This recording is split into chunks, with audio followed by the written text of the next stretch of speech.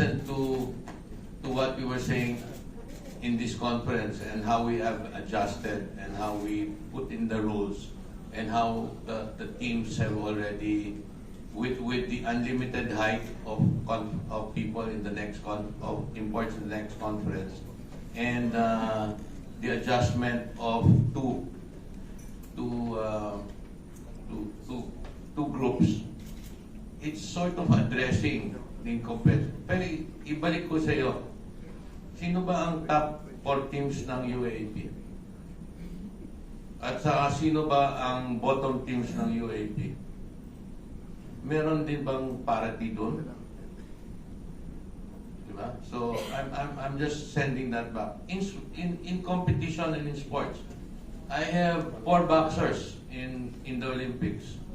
May parity ba doon? Pag pumunta ka doon, kalaban mo yung mga mayayaman na bansa who has more investment on training and technology. There is really no. Sports is it equalizes. It's not how rich you are or how poor you are. It equalizes. Kasi it's more than just your wanting to win and your ability to win. It's how you manage the team and how you want and your commitment to the team. So yun. Totoo yun. We addressed that. The board was very open to it. Thus, the change in rules, just the change in. Ngayon, yung 4-point play. Nung in-introduce ba yung 3-point play? Yung 3 points? Meron ba nagreklamo doon? Ang dami. Di ba? Ang dami nagreklamo. So the question, do you be a follower na wala magreklamo or do you want to lead the change? Di ba? So we were thinking only we're thinking of the PBA. But I tell you, when we are successful, I think this has been a discussion over the past few years by many other leagues. Maraming sasali. So, today we are alone. Tomorrow we will be plenty. Diba? So, that's what I'm saying. You cannot fix parity. It's very subjective. Boxing, pare. It's a very subjective sport. Diba? So, I can complain all I want na mali yung judging. And there will be 10 other people saying mali yung judging o tama yung judging.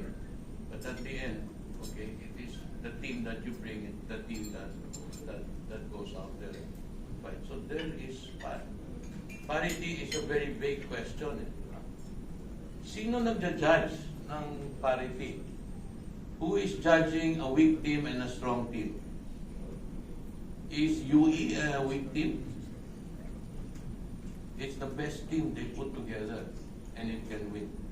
UST 0 games not win. Is that a weak team? Maybe for that conference, the weak team. Baka this UAAP is going to be a strong team.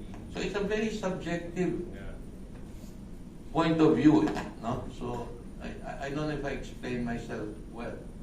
Is Talk and Text a weak team or a strong team? Ang sabi ninyo strong because your memory of Talk and Text, it has won championship. But today, is it a strong team today? No, it's going through a change, a rebuilding. Is San Miguel a strong team or a weak team? Today, narinig mo si Al Francis, sinasabi niya, it's also going through a transition. So it's very subjective. It's a very subjective concept. Now, you're saying parity because you question the trades. Diba? But who is questioning the trades? Experts? Non-experts? Owners of teams? Non-owners of teams? Diba? Yun. Hindi na lang namin pan. You're questioning the trade.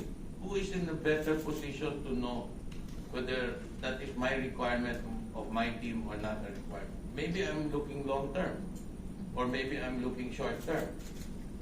or maybe I want to win now, like some other teams that get. So it's very objective, but we appreciate that. We allow the discussion. We allow the discussion. Mali yung trade mo, unfair yung trade mo, di ba? We allow that because it makes also us better. So yun ang tingin ko sa lahat na to. So that's where.